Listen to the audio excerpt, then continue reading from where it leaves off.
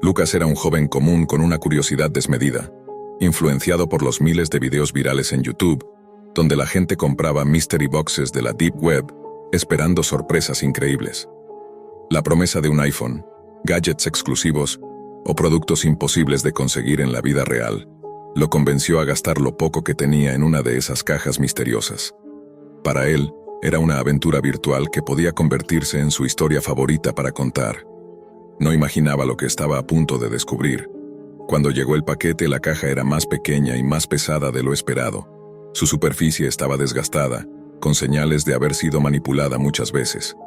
Abrió con emoción contenida, pero lo que encontró dentro no era lo que su mente había imaginado.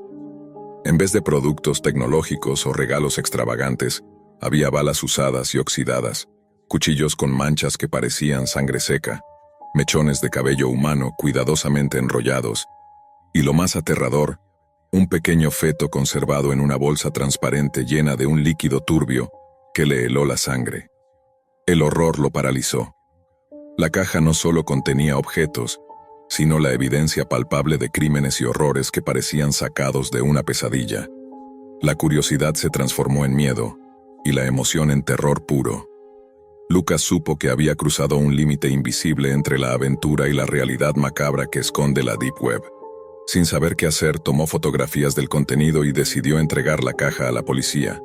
Pero la investigación avanzó lentamente. Casi parecía que nadie quería realmente profundizar en el asunto. Los oficiales mostraban una mezcla de escepticismo y nerviosismo. A medida que pasaban los días, Lucas comenzó a sentir que estaba siendo vigilado. La paranoia se instaló en su mente con fuerza. ¿Y si quienes enviaron la caja sabían que la había entregado? ¿Y si ahora estaba en peligro? Su vida se volvió una cadena de miedos y sombras.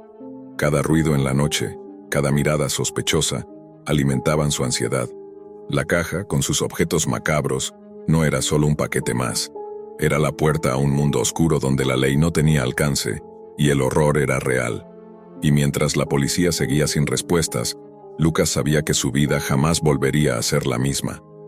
Desde el día que Lucas recibió aquella caja, su mundo comenzó a desmoronarse lentamente, como si una sombra invisible hubiera entrado en su vida y se hubiera instalado para no irse. No fue solo el horror inicial al descubrir lo que había dentro. Fue la sensación constante de que alguien más estaba observándolo, vigilando sus movimientos, controlando cada paso que daba. La paranoia empezó a corroer su mente, transformando incluso las situaciones cotidianas en momentos de ansiedad extrema. Cada vez que sonaba el teléfono, su corazón se aceleraba. Cada vez que alguien tocaba a su puerta, temblaba sin poder evitarlo. Incluso cuando estaba solo en su habitación, sentía como si los ojos de aquella caja, aunque vacía, lo siguieran y juzgaran. Intentó hablar con amigos y familiares, pero pronto se dio cuenta de que nadie podía comprender lo que realmente estaba viviendo. Los videos virales y las historias de la Deep Web parecían juegos comparados con su experiencia real. La policía, aunque tomó la caja, parecía renuente a investigar a fondo. Las respuestas eran vagas, y en más de una ocasión, los agentes dejaron entrever que ciertos temas de la Deep Web eran demasiado peligrosos para indagar. Lucas entendió entonces que había entrado en un terreno donde el poder y el miedo se entrelazaban para silenciar cualquier verdad incómoda. Una noche, mientras intentaba dormir, recibió un mensaje anónimo en su correo electrónico. Solo decía: «Sabemos que tienes la caja. No olvides que observamos». Su cuerpo se congeló. No era solo una amenaza. Era una confirmación de que el horror que había descubierto tenía responsables reales. Personas con recursos para hacer que su vida fuera un infierno. La paranoia se convirtió en terror absoluto. Lucas empezó a cambiar sus hábitos. Evitaba salir de casa, desconectó su teléfono y computadora, temeroso de que pudieran ser usados para rastrearlo. Pero incluso el aislamiento no lo protegía. La sensación de ser perseguido se intensificaba, y el peso de la caja, aunque ya no estaba en su poder, seguía siendo una carga invisible sobre sus hombros. Su salud mental comenzó a deteriorarse. Las noches sin dormir, los recuerdos de los objetos macabros, el feto dentro de la bolsa que no podía sacarse de la cabeza, todo eso se convirtió en pesadillas constantes. Sin embargo, lo más inquietante era saber que detrás de ese paquete había una red mucho más grande y oscura que lo que cualquier video o historia había logrado mostrarle. una red que no solo traficaba objetos perturbadores, sino que también se encargaba de mantener el miedo y el silencio con amenazas y represalias. Lucas comprendió que la caja no era un simple paquete perdido en la Deep Web, era un mensaje, un símbolo de que en ese universo paralelo a la Internet común, la violencia y el crimen tienen rostro, nombres y métodos para protegerse de la exposición. Su entrega a la policía fue vista como una traición por esos responsables, y él se había convertido en un objetivo. Pasaron los meses y el caso nunca avanzó. Las pocas actualizaciones que recibía eran genéricas, y los agentes parecían cada vez más distantes. Lucas, sin embargo, decidió no ceder al miedo. Con el tiempo comenzó a buscar ayuda profesional, intentando recuperar su vida y su cordura. Pero la sombra de aquella caja, y lo que significaba, siempre estaría presente, recordándole que la curiosidad puede abrir puertas a lugares donde la luz no llega. La historia de Lucas es una advertencia. La Deep Web no es solo un lugar de misterios tecnológicos o rarezas. Es un espacio donde el lado más oscuro de la humanidad puede manifestarse de forma brutal y tangible. Y a veces, una simple caja puede contener no solo objetos, sino toda una cadena de horrores que trascienden la comprensión. Una noche, cuando ya parecía que Lucas había logrado encontrar algo de paz, un paquete idéntico al primero apareció en su puerta. Esta vez, no contenía balas ni cuchillos ni cabello humano, sino una nota con un mensaje escalofriante. La caja nunca se fue. Nosotros tampoco. Fue la confirmación definitiva de que su vida había sido marcada para siempre. Lucas entendió que no podría escapar de esa red oscura, pero tampoco dejaría que el miedo lo dominara por completo. Decidió usar su experiencia para advertir a otros sobre los peligros reales de la Deep Web, compartiendo su historia en foros anónimos y redes oscuras, con la esperanza de que su voz sirviera de escudo y no solo de eco de terror. Así, entre la paranoia y la valentía, entre la oscuridad y la esperanza, Lucas se convirtió en una sombra más de aquel mundo secreto, marcado por la caja del horror, pero decidido a no desaparecer en el olvido. James siempre había sido un chico inquieto, con una mezcla de rebeldía adolescente y una curiosidad voraz que lo empujaba a explorar más allá de los límites que su madre intentaba imponerle. La relación con ella estaba marcada por la tensión constante, un muro invisible que se levantaba entre ambos cada vez que la madre de James, una mujer estricta y obsesionada con el control, le hacía pruebas de drogas sin aviso, con la esperanza de protegerlo pero terminando por asfixiarlo. Las pruebas de marihuana que James consumía con sus amigos se convirtieron en un juego peligroso.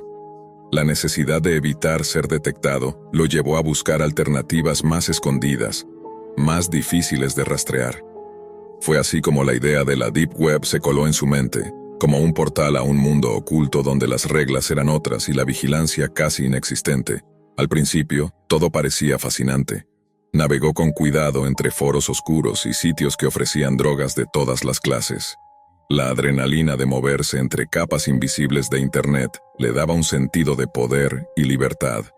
Cuando recibió el primer paquete en su casa, un sobre sin remitente con una pequeña tarjeta roja dentro, sintió que estaba tocando algo prohibido, casi místico. La tarjeta tenía solo unas pocas palabras. Tu curiosidad será recompensada. Eres invitado especial al show rojo.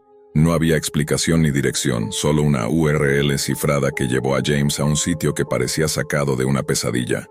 El show rojo no era un simple espectáculo, era una transmisión en vivo clandestina donde la audiencia, escondida tras identidades anónimas y alias terroríficos, dictaba en tiempo real las torturas y castigos que una víctima debía sufrir. Nadie sabía quién estaba detrás, y la brutalidad de cada episodio era peor que la anterior. Los gritos, las súplicas y el dolor se transmitían sin filtro alguno, rompiendo la barrera de la distancia digital para clavarse como cuchillos en el alma de los espectadores. Pero lo que más aterrorizó a James no fue la crudeza del espectáculo, sino la revelación de que la víctima de ese capítulo era su propia madre. Él fue forzado a permanecer frente a la pantalla, con amenazas veladas que lo tenían paralizado, consciente de que un movimiento en falso podría significar su propia muerte o algo peor. El dolor en el rostro de su madre, la impotencia de verla desgarrada por manos invisibles que obedecían a un público sádico, lo marcaron de manera indeleble. Cada orden que llegaba desde los chats anónimos hacía que el sufrimiento se intensificara, y James no podía hacer nada más que observar, sufriendo una mezcla insoportable de culpa y desesperanza. Sus manos temblaban, sus ojos se llenaban de lágrimas, y su mente buscaba una escapatoria que simplemente no existía.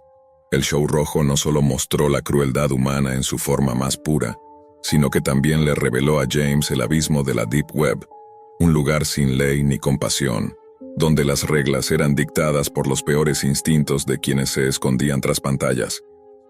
El miedo se instaló en él como un huésped permanente, porque no solo había perdido a su madre, sino que también comprendió que los responsables de ese infierno virtual lo tenían marcado. Su vida, al igual que la de su familia y amigos, se había convertido en un blanco para una red de terror invisible y letal. Cuando la tragedia alcanzó a la familia de su mejor amigo, con su casa incendiada y sus cuerpos desaparecidos en la noche, James supo que la huida era la única opción. Sin un destino fijo y con la sombra de la persecución acechando cada paso, su existencia se convirtió en una carrera desesperada contra un enemigo que no descansaba. Un enemigo nacido del caos digital y la oscuridad humana más profunda.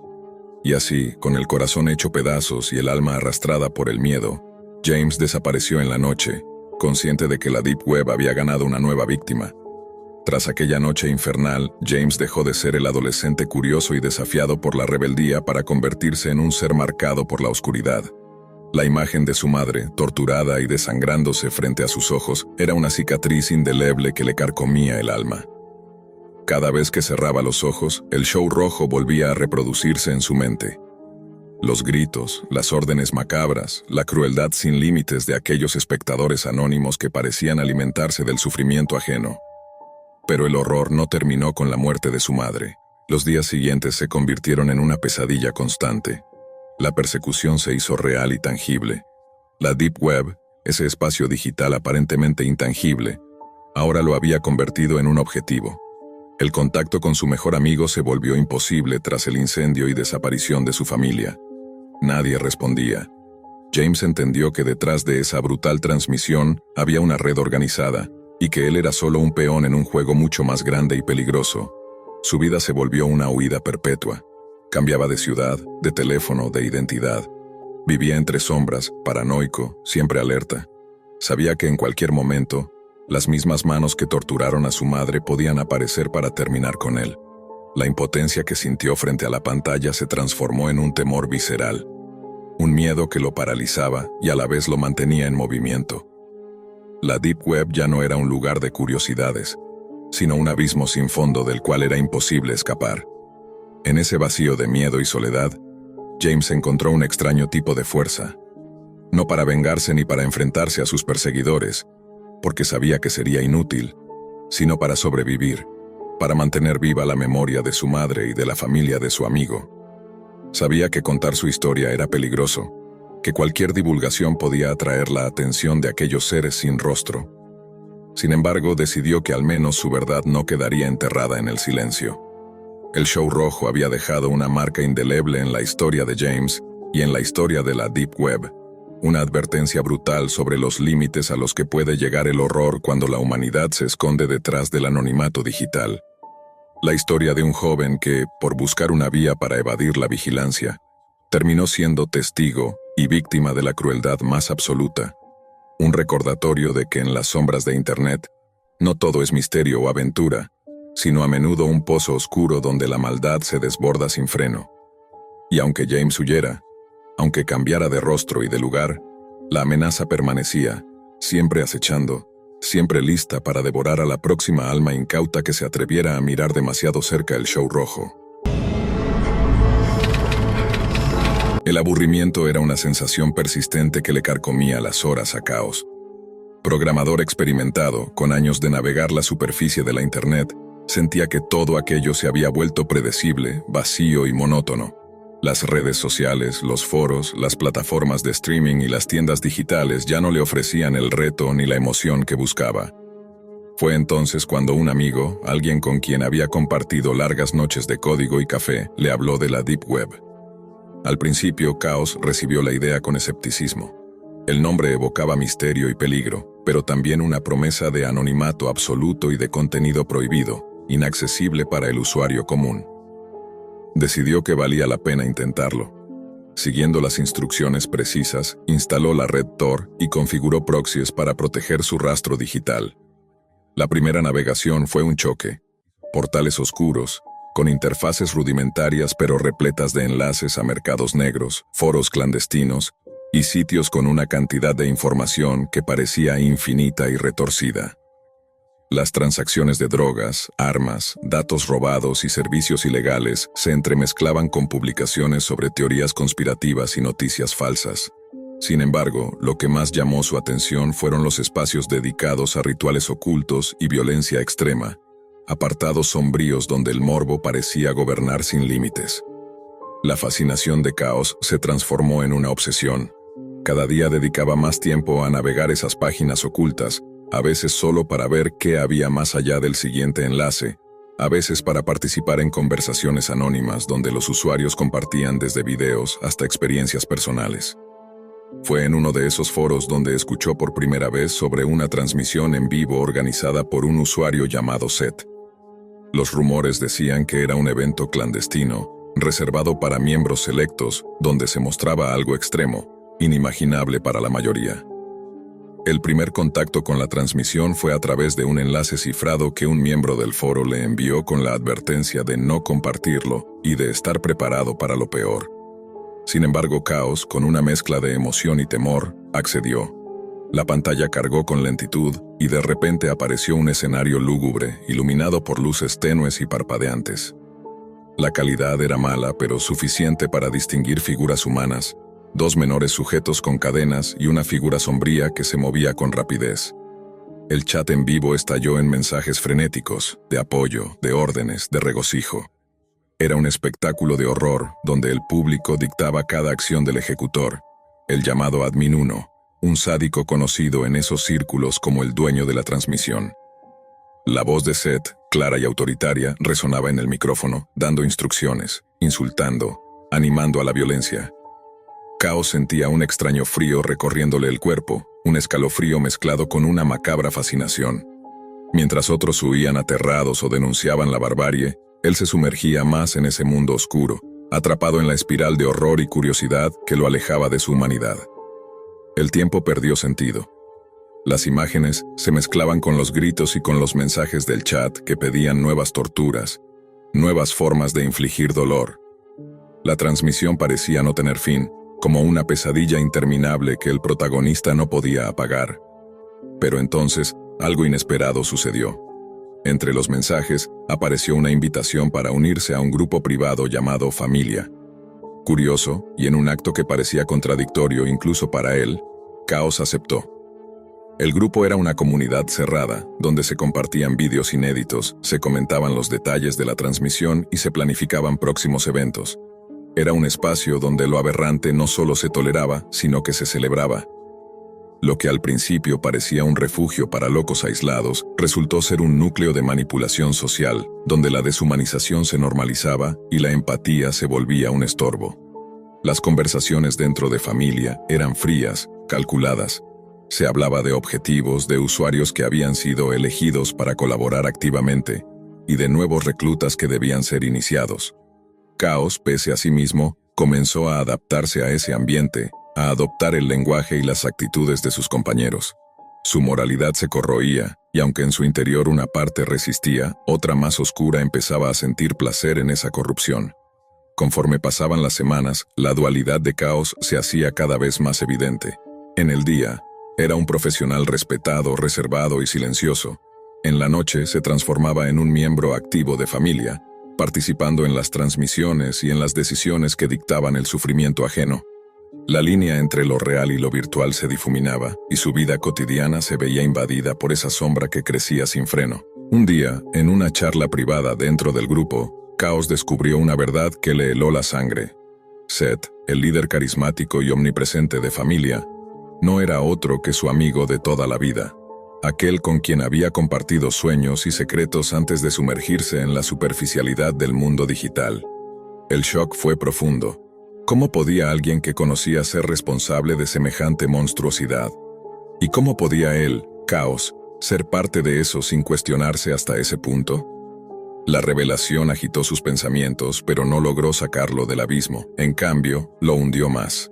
Seth le explicó en una fría conversación cifrada que el poder de la Deep Web residía en esa capacidad de quebrar las barreras morales, de transformar a las personas en agentes de caos, sin remordimientos ni límites.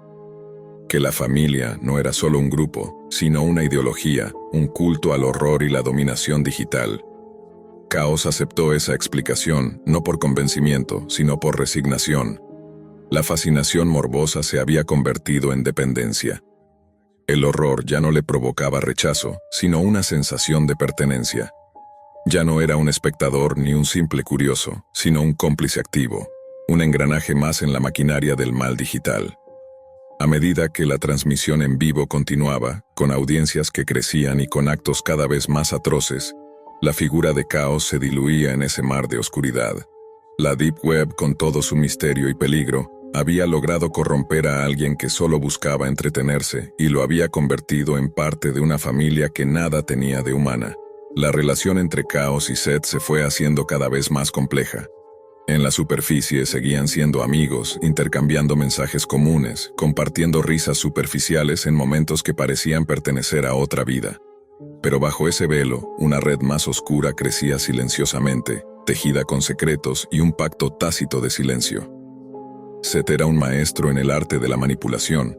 Sabía cómo atraer y retener a sus miembros con promesas de poder, anonimato absoluto y una pertenencia que el mundo real no podía ofrecer. Caos, por su parte, comenzó a notar cambios en sí mismo que le resultaban difíciles de reconocer.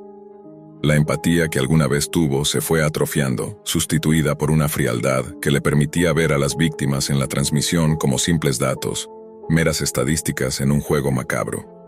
Su mente racional justificaba sus actos como una forma de exploración, como un estudio de la naturaleza humana bajo presión extrema, pero en el fondo, la verdad era más inquietante.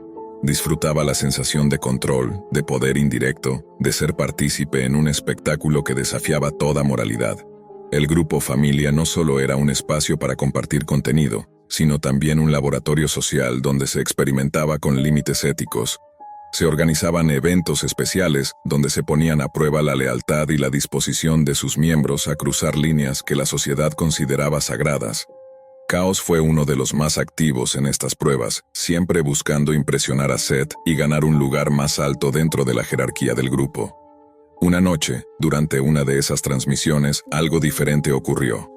La tortura y el sufrimiento parecían no ser suficientes para la audiencia, y Seth propuso algo aún más perturbador: permitir que los usuarios en el chat votaran no solo sobre el tipo de tortura, sino sobre el destino final de las víctimas. La decisión colectiva iba a ser el punto culminante del evento, un momento donde la humanidad se despojaba completamente y el poder recaía en una multitud anónima y sin rostro. Caos observaba cómo los votos se acumulaban rápidamente, una lluvia de números que marcaban un destino irrevocable. El vértigo de formar parte de aquella elección le hizo sentir una mezcla de euforia y desesperación. Era consciente de que aquello no era un juego, que estaba decidiendo la vida o muerte de personas inocentes, pero la desconexión emocional le impedía detenerse. La presión del grupo y su propia adicción al ambiente tóxico le empujaban hacia adelante, cada vez más profundo. En paralelo a esta vorágine digital, su vida real empezaba a sufrir las consecuencias. La obsesión le alejaba de sus relaciones personales, descuidaba su trabajo y su salud. Se volvió más solitario, encerrado en una burbuja de oscuridad y secretos.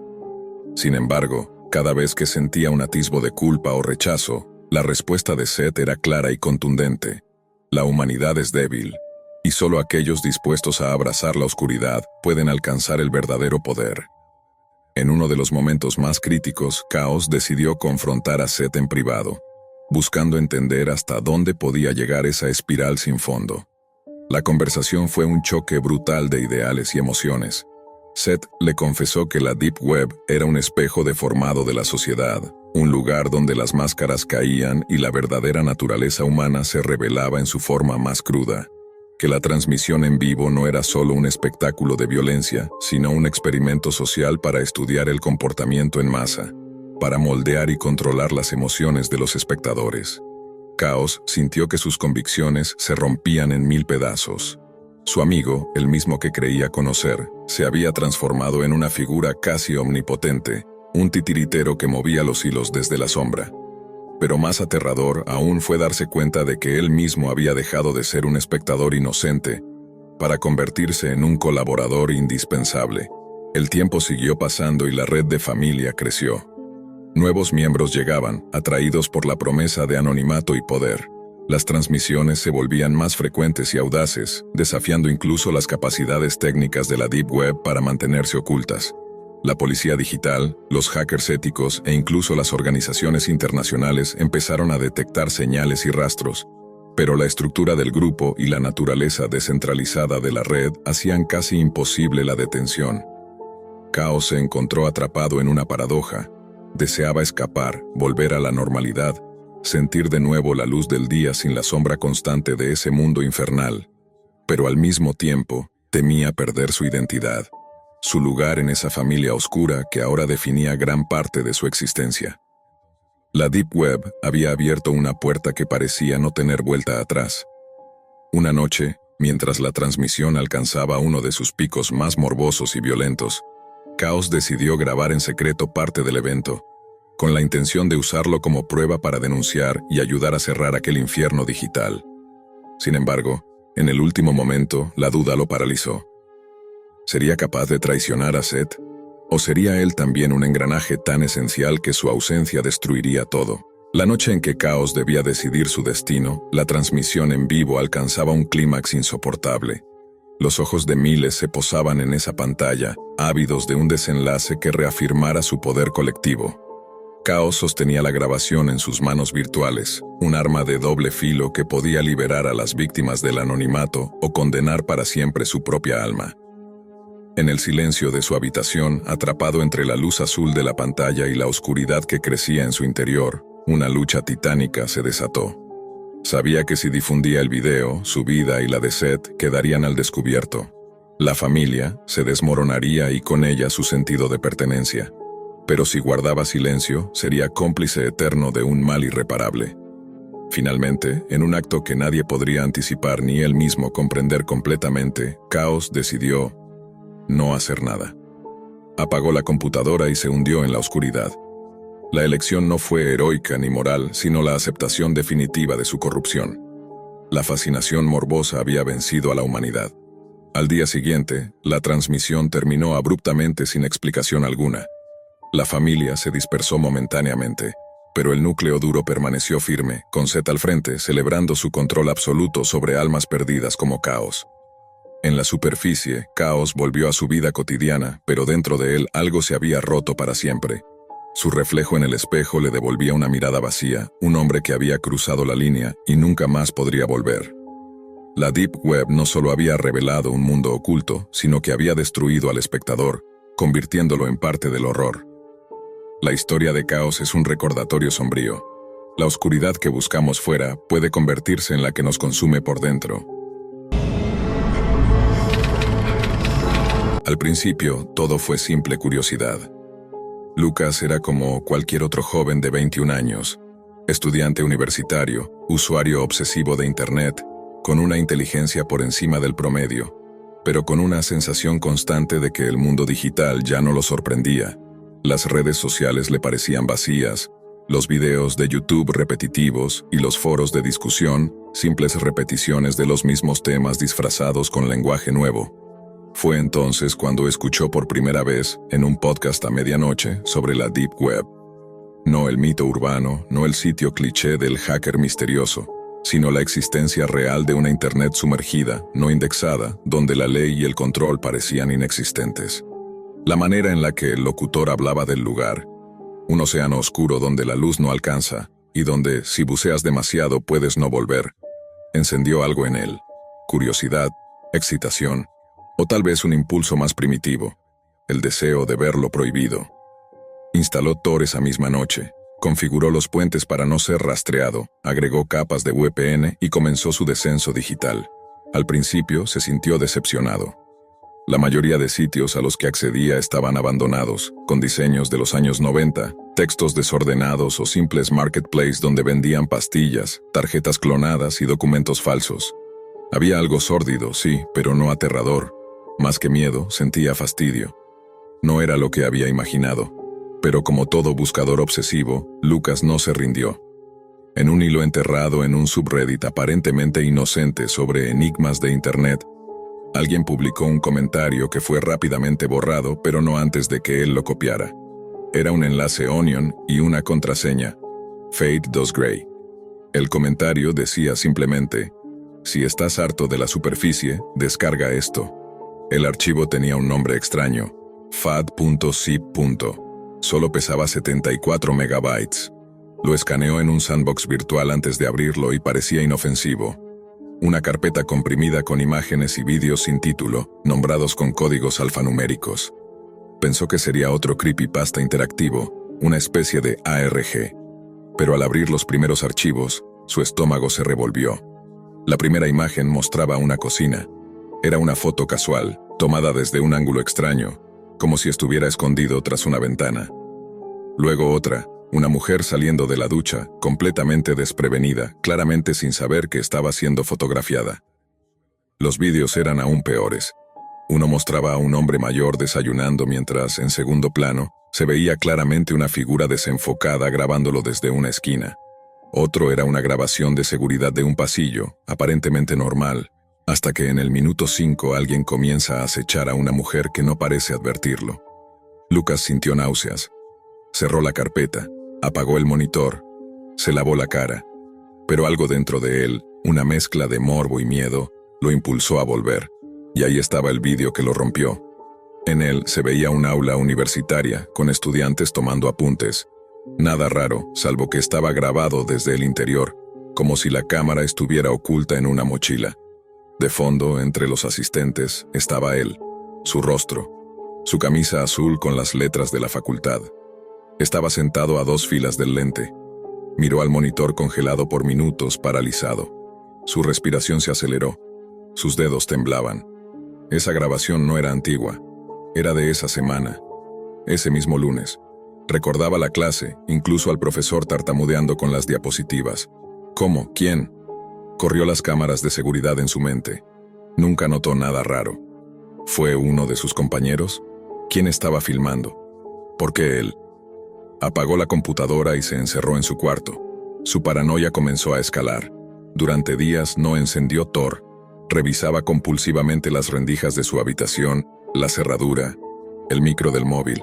Se sentía observado, como si hubiera abierto una puerta que no debía, y ahora alguien lo estaba vigilando. Contó todo a Samuel, su mejor amigo. Al principio, Sam se rió. Pensó que Lucas estaba exagerando, que era un vídeo cualquiera, que alguien más lo subió sin mala intención. Pero cuando Lucas le mostró el archivo fat.zip, Sam se quedó en silencio. Esto no es solo voyerismo, dijo finalmente. Es como si alguien estuviera recolectando todo este material para un público, no uno casual, uno que paga. Lucas frunció el ceño. Piénsalo, continuó Sam. Hay patrones. En los vídeos siempre hay un punto de entrada y uno de escape. Se nota que están editados, algunos incluso tienen efectos de cámara lenta, acercamientos. Eso no lo hace un enfermo solitario. Esto es contenido, de pago, una especie de Netflix clandestino para sociópatas. La idea lo golpeó como un martillo. Si había una red, entonces él no era solo una víctima. Era un archivo, un producto. Los días siguientes fueron una espiral. Lucas intentó borrar todo rastro, desinstaló Tor, eliminó las carpetas, limpió su PC, pero las cosas no mejoraron. Recibió un correo, sin asunto, sin remitente, solo con un archivo adjunto, otra imagen. Era él, durmiendo, tomada desde la ventana de su cuarto. Se sintió atrapado. Intentó denunciarlo a la policía, pero ¿cómo explicaría que descargó contenido ilegal? Que accedió a sitios prohibidos, que vio cosas? No había pruebas, solo miedo. El agente lo miró con escepticismo, tomó nota y le dijo que si volvía a recibir amenazas, lo reportara. Pero Lucas no necesitaba amenazas. Él ya sabía que lo estaban observando. Cada sombra era una posibilidad, cada reflejo una trampa. Vivía con las cortinas cerradas, la cámara del portátil cubierta, el móvil en modo avión. Comenzó a obsesionarse con su entorno. Notaba autos estacionados durante horas, ruidos sutiles en la noche, perfiles falsos siguiéndolo en redes. Sam intentaba calmarlo, pero incluso él empezó a dudar. Las paranoias se volvían reales, porque algunas se confirmaban. Una noche, de puro impulso, Lucas volvió a usar Tor. No por curiosidad esta vez, sino por desesperación. Quería respuestas. Volvió a buscar el sitio de donde venía el archivo, pero ya no existía. Los foros hablaban de el bucle, un término para describir la etapa en la que un usuario ya no busca contenido, sino que es parte del contenido. Una especie de ritual digital en el que el observador se convierte en observado. No se sale del bucle, escribió un usuario anónimo. Solo se cambia de rol. Lucas comenzó a leer testimonios de otros. Historias similares. Estudiantes, oficinistas, amas de casa que habían visto su propia vida aparecer en videos extraños, aparentemente al azar. Una red de víctimas que no sabían si estaban locos, si eran parte de un experimento o de una red criminal invisible. Algunos hablaban de clientes, personas poderosas, millonarias, que pagaban sumas exorbitantes por ver sufrimiento real, violaciones de intimidad, asesinatos en directo. El horror ya no era solo el contenido, era la idea de que alguien, en alguna parte del mundo, estaba disfrutando de su miedo. Lucas se volvió insomne. Dormía con cuchillo en mano, instaló sensores de movimiento, cambió 3 veces de teléfono, pero nada era suficiente. Cada ruido lo sobresaltaba, cada rostro desconocido en la calle lo inquietaba. Soñaba con cámaras en sus ojos, con micrófonos en sus dientes. Soñaba con no despertar. La línea entre realidad y paranoia comenzó a disolverse. Una noche cualquiera, porque ya no distinguía las noches especiales de las comunes, Lucas recibió una videollamada desde un número oculto. No contestó. El teléfono vibró por varios segundos y luego se detuvo. Al revisar la galería de su móvil, notó que había una nueva carpeta, una que él no había creado. Live. Dentro solo había un archivo, un video. Duraba apenas 46 segundos. Lo reprodujo con las manos temblando. Era su rostro, captado desde fuera de su ventana, a oscuras, mientras él estaba frente a la computadora. Pero lo aterrador no era el contenido, era la fecha y hora incrustadas digitalmente en la esquina. La grabación había sido tomada exactamente 3 minutos antes de que él la recibiera. Era en tiempo real. Lucas corrió hacia la ventana y la abrió de golpe, iluminando la calle con la luz de su linterna. Nada, nadie. Solo el zumbido lejano de una motocicleta y el parpadeo de un farol defectuoso. La paranoia dejó de ser paranoia. Era certeza. Al día siguiente, Sam fue a visitarlo. Lo encontró ojeroso, demacrado, con las uñas comidas hasta la carne y la mirada extraviada. Hablaron poco. Sam intentó convencerlo de ir con su primo, un experto en ciberseguridad, para analizar la PC y rastrear de dónde venían los archivos. Pero Lucas se negó. No es la computadora, no es el archivo, soy yo, ya estoy dentro, ya me marcaron. ¿Quién te marcó? Lucas no respondió. Solo bajó la mirada y susurró. Los que miran. Sam lo dejó solo. No podía hacer más. Esa noche, Lucas se conectó de nuevo. No tenía plan, solo desesperación. En uno de los foros más escondidos, encontró una cadena con el símbolo de un ojo tachado. Lo había visto antes. Según algunos usuarios, era una especie de zona de observadores, un área donde se discutía sobre los streams. Uno de los mensajes decía: el próximo evento es en vivo, en 9 minutos. Acceso solo para suscriptores clase A+. ID del canal C4-1R4-. Le pidió una clave. No la tenía. Intentó ingresar de todos modos y para su sorpresa la pantalla parpadeó y se abrió un reproductor. Alguien o algo le había dado acceso. La interfaz era oscura, minimalista como un livestream común. Un contador descendía desde 00009, 8, 7, 6. La pantalla se iluminó. Primero una imagen borrosa, luego enfoque automático. La cámara se movía como si estuviera en manos de alguien. Apuntaba hacia una casa, su casa. Lucas se paralizó. El stream era en vivo. Desde la calle, justo frente a su ventana. Corrió al cuarto, cerró las cortinas, desenchufó todo, pero la transmisión continuaba en la pantalla. La cámara ahora mostraba su puerta de entrada, luego la sala. Alguien estaba adentro, caminando con calma, sujetando la cámara, registrando su espacio con frialdad quirúrgica. Lucas gritó. Tomó el cuchillo de la cocina y subió al segundo piso, mientras la transmisión lo mostraba corriendo, respirando agitado. Gritó a través de la pantalla. ¿Quién eres? ¿Qué quieres? Un nuevo mensaje apareció sobre el video, letras blancas, sin firma. No eres el protagonista, solo eres parte del escenario. De repente, el video se cortó, pantalla negra. Luego, otra transmisión comenzó automáticamente. Era otra casa, otra víctima, una chica. Dormía. La cámara la observaba desde una esquina del cuarto. Alguien estaba allí también, respirando cerca. El patrón se repetía, el terror se multiplicaba. Lucas comprendió que no era el único, que había miles, millones tal vez, y que había otros como él que ya no podían escapar. Personas que pensaban que estaban viendo contenido prohibido, pero que, sin saberlo, ya estaban en la programación.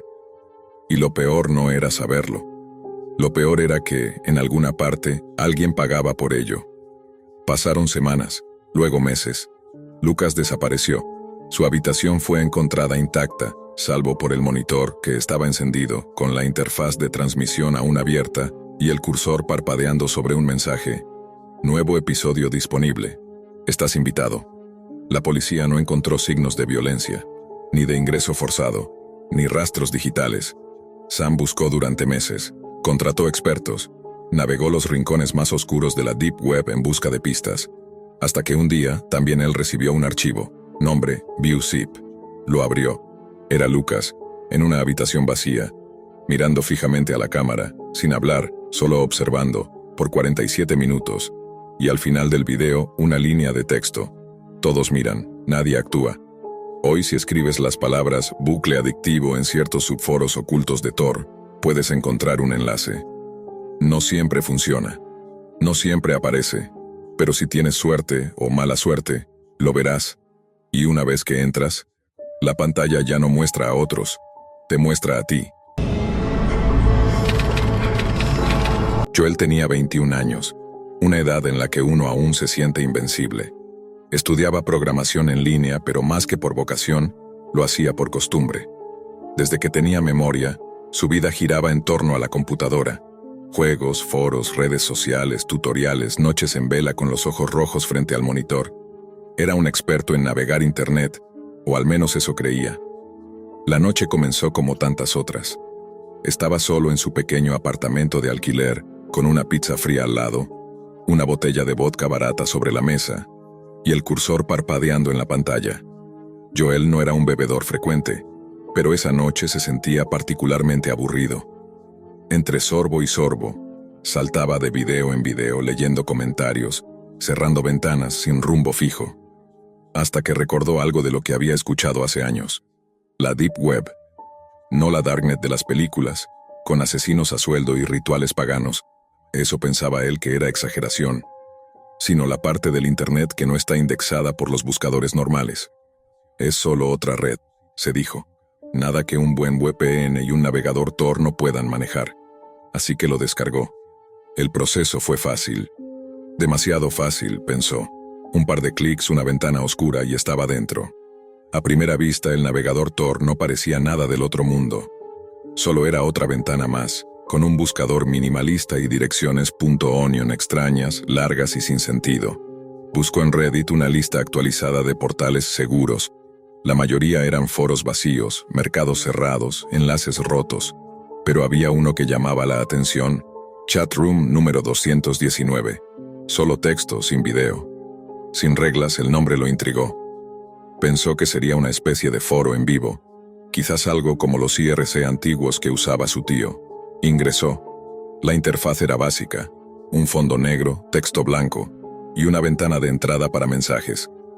El sitio no pedía registro ni confirmación, solo te asignaba un número y listo. Joel era usuario 44812. Al entrar, se encontró con un puñado de mensajes recientes.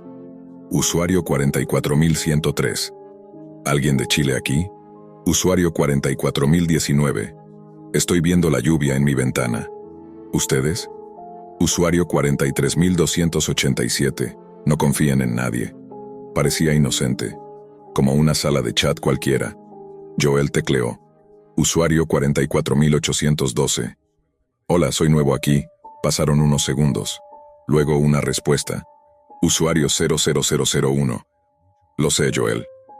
Joel se quedó quieto. No estaba usando su nombre real ni en el navegador ni en ninguna pestaña. Tampoco había accedido con ninguna cuenta. Coincidencia, pensó. Habrá muchos Joel en el mundo. Pero entonces llegó otro mensaje. Usuario 00001. Joel Ramírez Torres, 21 años.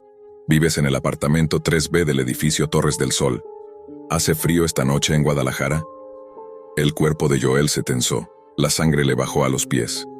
Volteó lentamente hacia la ventana.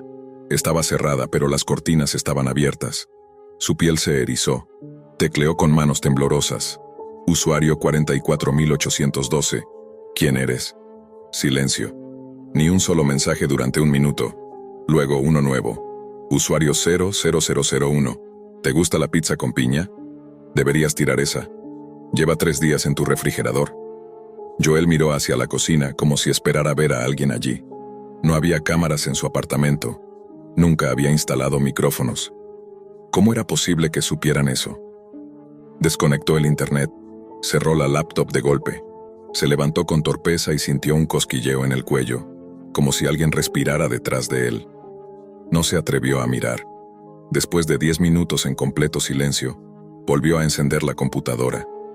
El navegador Tor se había cerrado. Revisó si había alguna aplicación ejecutándose en segundo plano. Nada. Escaneó su red. Ningún dispositivo extraño conectado. Aún así su instinto gritaba: «Huye». Tomó su teléfono y llamó a su hermana. ¿Puedo irme a vivir contigo por unos días? Ella no hizo preguntas. Joel hizo la maleta en media hora. No encendió la computadora de nuevo. Se sentía observado. Su paranoia ya no se limitaba a la pantalla. Ahora sentía que lo seguían en la calle, que alguien lo vigilaba desde los edificios, que su reflejo en las vitrinas lo miraba con una expresión distinta. Intentó olvidar la experiencia, pero las pesadillas no lo dejaban en paz. Pesadillas donde la sala de chat no tenía fondo, donde los mensajes eran gritos, donde su nombre se escribía solo en la pantalla, una y otra vez. Y lo peor no fue lo que pasó esa noche. Fue lo que encontró días después al revisar su laptop en modo seguro. Había un archivo de texto en su escritorio, creado a las 3:42 de la mañana mientras él dormía. Sin título. Abrió el archivo. Y eso es lo que cambiaría todo. Joel abrió el archivo con una mezcla de miedo y resignación. El nombre del archivo era simplemente log.txt. No tenía peso, apenas unos kilobytes, pero el contenido lo dejó helado. Dentro había solo una línea. ¿Te gustó conocernos, Joel? Volveremos cuando menos lo esperes. Abajo, otro bloque de texto empezó a escribirse solo, en tiempo real. Joel observaba paralizado mientras las palabras aparecían una tras otra. No es tan difícil, ¿sabes? Tus contraseñas están en tus cookies, tus fotos en la nube. Tu cámara tiene acceso desde hace meses. Nos invitaste tú. Solo dijiste, hola. Sintió que el estómago le daba un vuelco. Desconectó la laptop, quitó la batería, la arrojó a la basura. Tomó su celular, pero ya ni eso le parecía seguro. Fue a una tienda. Compró un teléfono básico, sin cámara ni internet. Se mudó con su hermana sin contarle más que una cosa rara de internet. Pero el miedo no se disipaba. Las semanas pasaban, pero la sensación de ser vigilado persistía. A veces notaba pequeños detalles fuera de lugar. Una silla ligeramente movida. Una notificación extraña que desaparecía antes de abrirla. Un zumbido eléctrico leve detrás de las paredes. Joel empezó a leer más sobre ciberseguridad. Descubrió que incluso las conexiones Tor, si mal configuradas, podían filtrar IP. Que scripts maliciosos podían ejecutarse con solo visitar una página. Que muchas redes Ponion estaban controladas por grupos con recursos que ni la policía podía rastrear. Pero lo que más lo alteró fue un post en un foro oculto, días después, al que accedió desde una biblioteca pública. En ese hilo alguien había publicado una lista. Usuarios marcados. Había 1000. Cada nombre con su número de identificación de chat y una leyenda al lado. Algunos decían silenciado, otros en observación. Y unos pocos, los menos, decían contacto exitoso, nivel 1, fase activa. Buscó el suyo. Joel Ramírez Torres, usuario 44812 estado, nivel 2. Seguimiento autorizado. El corazón se le detuvo. ¿Qué significaba eso? ¿Lo estaban rastreando aún? ¿Era parte de algún experimento? ¿Había activado algo solo por hablar? ¿Quién era el usuario 00001? Un comentario debajo del hilo lo decía sin rodeos. 00001 no es una persona. Es un nodo automatizado. Recolecta datos, prueba vulnerabilidades humanas. Si respondió, es porque alguien en ese momento estaba viendo. Apagó la computadora. Ese fue el último día que Joel se conectó a Internet desde una red no vigilada. Dejó la universidad. Cambió su nombre legal. Se mudó a otra ciudad. Vivía sin redes, sin tarjetas, sin cámaras. Pero había noches en las que no podía dormir. Porque aunque todo estaba desconectado, aunque no había internet ni dispositivos inteligentes, aún escuchaba el clic del teclado, aunque él no estuviera escribiendo. Una noche, a las 3:42 de la mañana, la hora exacta en la que se creó aquel archivo, volvió a sonar ese sonido familiar en su nuevo departamento. Clac, clac, clac. Venía desde el escritorio, pero no había computadora. Solo una vieja máquina de escribir que había comprado para mantenerse seguro. Y una hoja a medio escribir. Hola otra vez, Joel. Alex nunca había sido ajeno al lado oscuro de Internet. Desde que tenía 15 años navegaba por capas del ciberespacio que la mayoría no sabía que existían. Pero lo suyo no era el morbo, ni el tráfico de lo prohibido. Su obsesión era más fría, más inquisitiva. Entender, investigar, descifrar. Por eso, junto a 3 amigos de facultad, Natalie, Héctor y Simón, formaron un grupo llamado Los Detectives del Darknet. Al principio era un juego de curiosidad, foros anónimos, redes ocultas, documentos filtrados. Luego vino la búsqueda de patrones, conexiones entre desapariciones que nunca llegaban a los medios, perfiles anónimos que se borraban justo antes de que alguien preguntara. Pero todo cambió el día que Héctor encontró el hilo. El abismo, lo llamaban. Un sitio imposible de ubicar sin una secuencia precisa de comandos, accesible solo mediante una clave rotatoria que cambiaba cada 3 días y se compartía mediante acertijos escondidos en foros de criptografía extrema. Nadie sabía qué era, solo que quienes entraban no volvían a postear jamás. Fue Natalie quien encontró el primer acertijo. En la sala de espejos, el reflejo que no ves es el que te observa. Contesta al enigma, que camina en la sombra y deja huella en la luz. Tras 3 días sin dormir, lo resolvieron. La conciencia. Eso les dio acceso a un simple archivo .onion con el logo de una marioneta colgando de hilos invisibles. El nombre, el titiritero. Al principio parecía una RPG, un juego de realidad alternativa. Videos con secuencias numéricas, voces distorsionadas leyendo poemas crípticos, imágenes subliminales de máscaras antiguas. Pero lo más inquietante eran los datos personales que empezaban a filtrarse entre los acertijos. Imágenes de Alex caminando hacia su casa desde una toma elevada, capturas de pantalla de chats privados, grabaciones desde dentro de su propia habitación. «Nos están mirando», dijo Simón, casi sin voz. Nadie lo contradijo. Decidieron seguir adelante. ¿Por qué? Nadie lo supo explicar del todo. Obsesión, tal vez. Egos.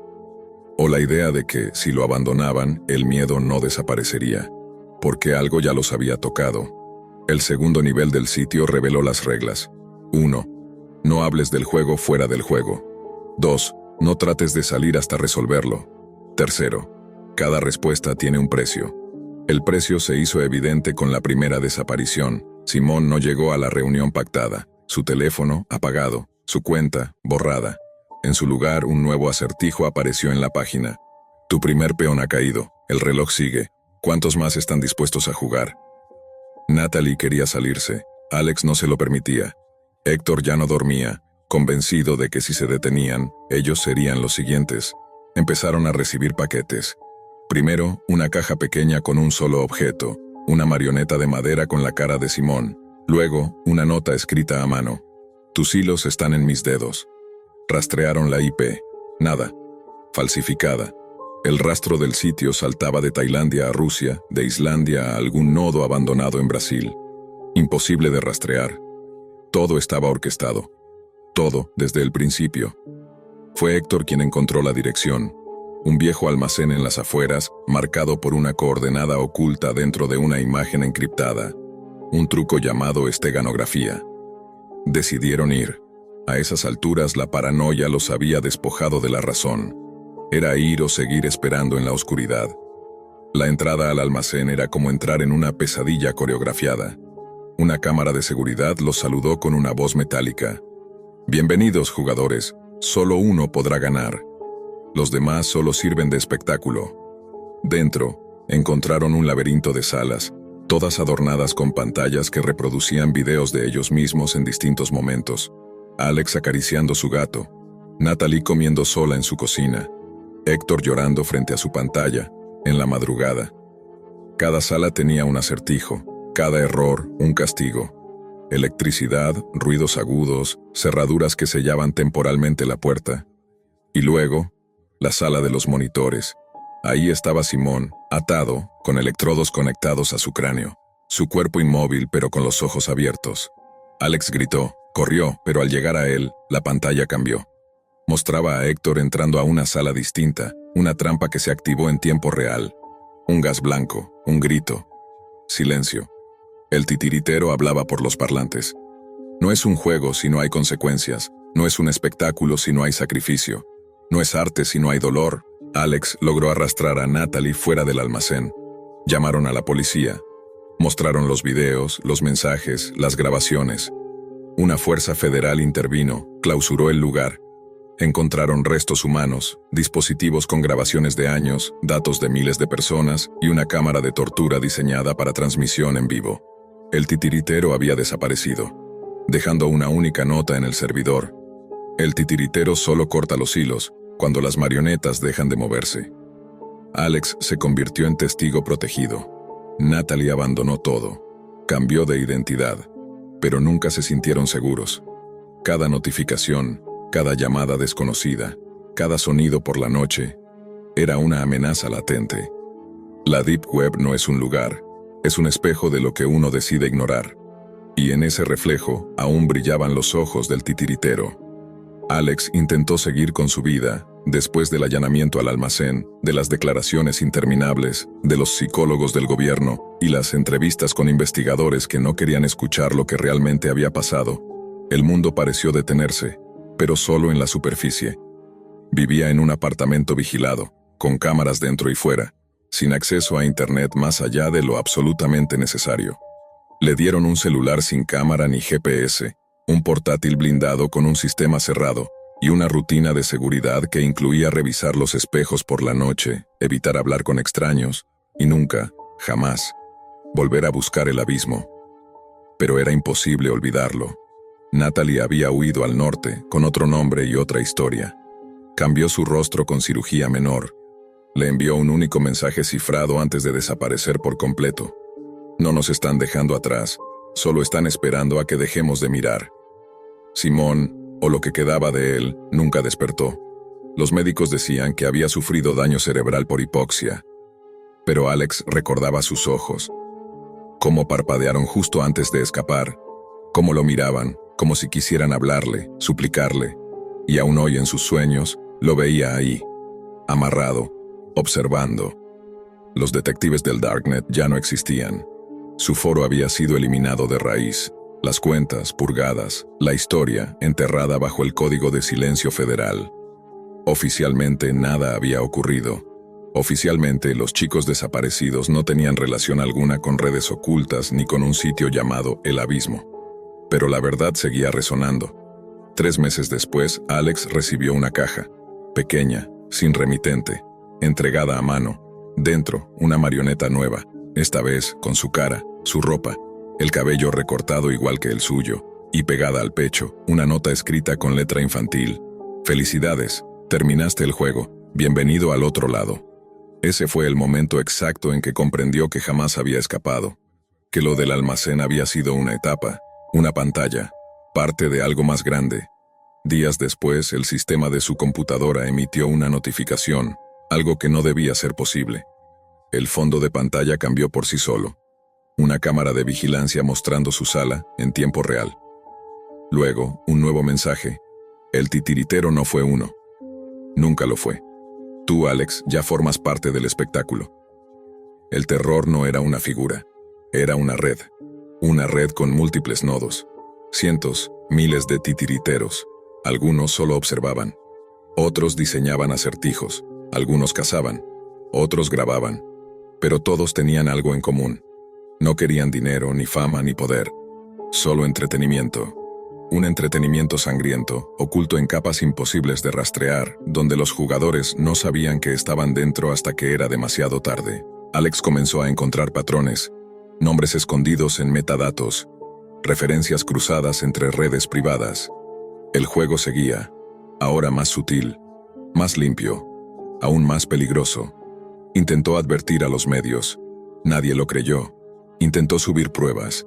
La red se lo impedía. Todo lo que compartía era bloqueado o distorsionado o desaparecía segundos después. Hasta que una noche escuchó el timbre. 3 veces. Exactas. Abrió. Nadie. Solo una caja. Un nuevo muñeco. Natalie. El rostro más pálido, los ojos más grandes y un mensaje. Sabías que nunca podías detenerte. Gracias por seguir jugando. Tu siguiente pista está en el espejo. Giró. En su sala, el espejo del pasillo estaba cubierto con un velo negro. Nunca lo había visto así. Lo retiró. Y entonces lo entendió. Detrás del espejo, había una cámara. No una cualquiera. Una instalada desde antes. Desde mucho antes. Antes incluso de descubrir el abismo. El titiritero no lo había encontrado por accidente. Alex había sido elegido desde el principio. Desde antes de saber que el juego existía. Y quizás nunca fue el jugador. Quizás solo fue otra marioneta. Uno de los muchos cuerpos atados a hilos invisibles que hacen bailar el espectáculo. La historia terminó en la superficie cuando el caso se archivó. Pero en las capas inferiores de la red, en los canales sin nombre, el juego del titiritero siguió difundiéndose. En nuevos acertijos. En nuevos foros. En nuevas víctimas. Y tú que has llegado hasta aquí, que has leído esto, que conoces los detalles, ya estás dentro también. Revisa tu cámara, revisa tu reflejo, porque quizás, solo quizás, tu marioneta ya está hecha.